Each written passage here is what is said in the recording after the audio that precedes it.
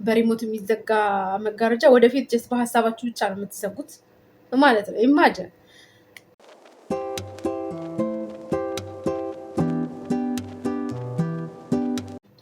ሰላም ጤና ይስጥልኝ ውድ የሄሎ ኤአይ ፋሚሊ፣ እንኳን ቻናል በድጋሚ መጣችሁ። ዛሬ የኤአይ ቱልስ የመጨረሻ ክፍል ስልጠናችን ይዤላችሁ መጥቻለሁ።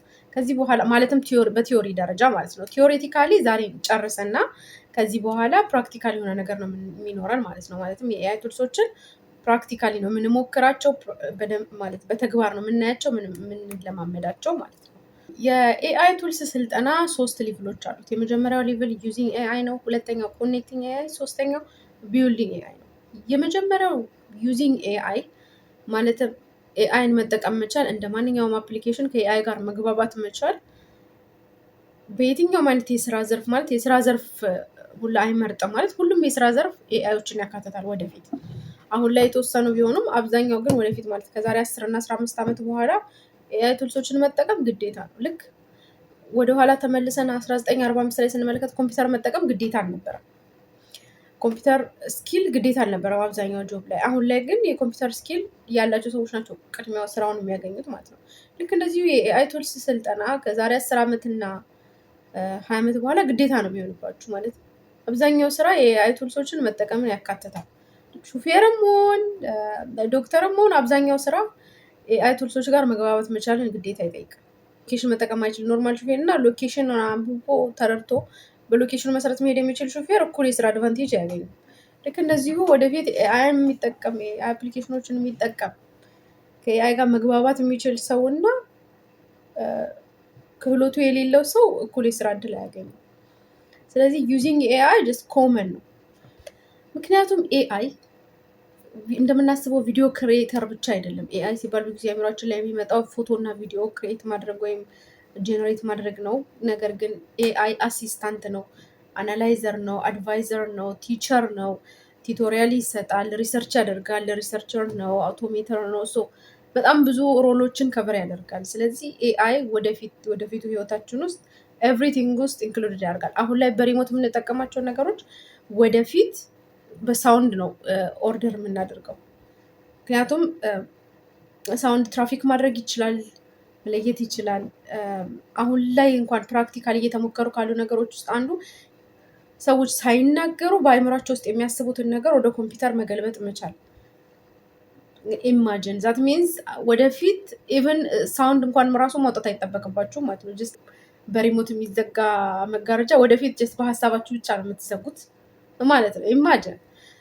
ሶ ለዚህ ሁሉ ነገር ዝግጁ መሆን መቻል አለብን። ዝግጁ የምንሆነው ደግሞ ኤአይን እንዴት ማዘዝ እንዴት ኮንትሮል ማድረግ እንዳለብን ስናቅና ስንማረው ነው ማለት ነው። ሁለተኛው ኮኔክቲንግ ኤአይ፣ ኤአይን ከምንጠቀምበት የኮምፒውተር ሲስተም ዌብሳይት ወይም አፕሊኬሽን ጋር ኮኔክት በማድረግ ኤአይ ለእኛ እንዲሰራልን ማድረግ መቻል ወይም ደግሞ የእኛን ስራ ቀልል እንዲያደርግልን ኦር ኮምፕሊትሊ ከቨር እንዲያደርግልን ማድረግ መቻል ነው። ይህም ስንል ለምሳሌ በሕክምናው ዘርፍ ብንሄድ ኤምአርአይ፣ ሲቲ ስካን፣ ኤክስሬ የሚባሉ የስካን ውጤቶችን የታማሚ የፔሽንት ስካን ውጤቶችን ከኮምፒውተር ሲስተም ጋር ኤአይን ኮኔክት ካደረግን በአጭር ደቂቃ ውስጥ አናላይዝ አድርጎ የፔሽንቱን ውጤት ይነግራል። ሶ ምን ያህል የታማሚዎችን የመዳን እድል እንደሚጨምር አስቡት። ምክንያቱም ውጤት ለነገር የሚባል ነገር የለም። በአጭር ጊዜ ውስጥ ችግራቸው ታውቆ ወደ መፍትሄው ይኬዳል ማለት ነው።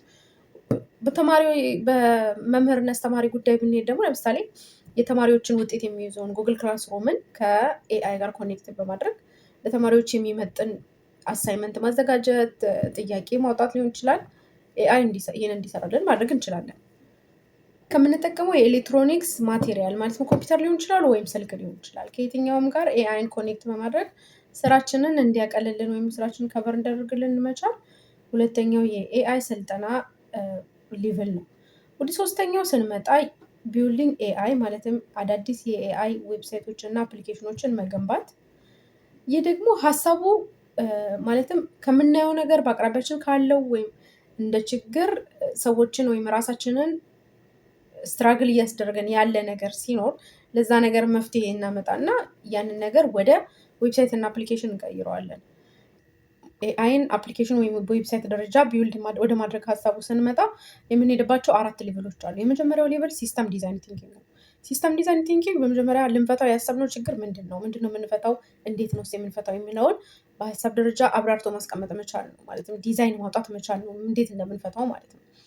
ኤግዛምፕል ልስጣችሁና ቴሌግራምን ክሬት ያደረገው ፓቮል ምንድን ነበር ሊፈታው ያሰበው ችግር? በመጀመሪያ ሰዎች የራሳቸው አካውንት እንዲኖራቸው በአካውንታቸው ሜሴጅ እና ፎቶግራፍ ምናምን መላላክ እንዲችሉ ግሩፕ ከፍተው ክሬት አድርገው መሰባሰብ እንዲችሉ እንዴት ነው ማድረግ የሚችለው የሚለውን ይህን ፕሮብሌም ነው ሊፈታ ያሰበው ማለት ነው።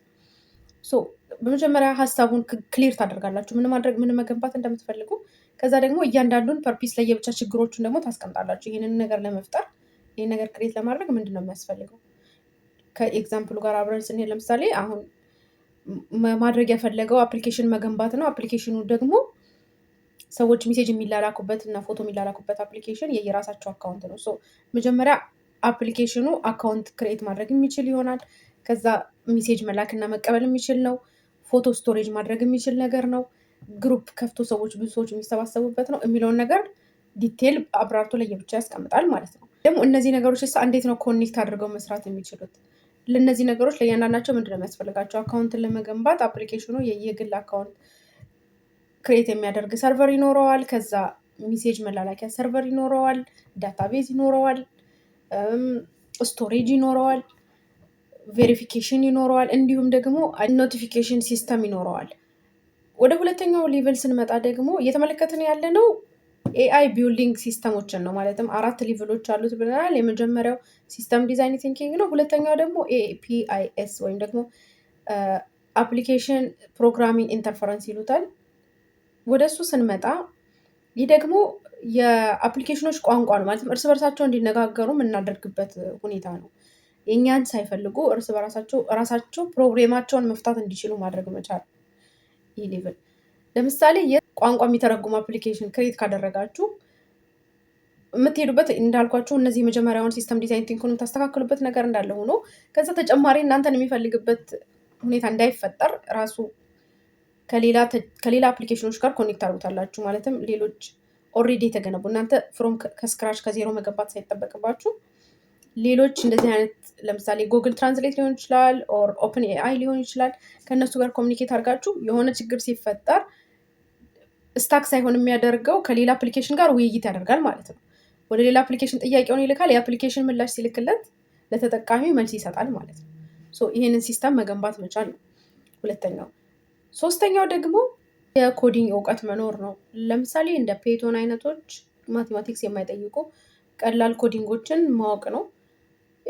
እሱን ራሱ ባታውቁ አሁን ላይ ኪሜ የተባለ አዲስ የመጣ አፕሊኬሽን አለ። ሙሉ ኮዲንግን ቢውልድ ማድረግ የሚችል ማለት ጽፎ ላይ አዘጋጅቶ ሊሰጣችሁ የሚችል ኪሜ የተባለ ልክ እንደ ቻት ጂፒቲ እና እንደ ጄሚኒ አይነት ግን ደግሞ ሞር ዳታቤዝ ያለው ሪሰርች ላይ በጣም አሪፍ የሆነ አዲስ አፕሊኬሽን ነው። እሱን መጠቀም ትችላላችሁ።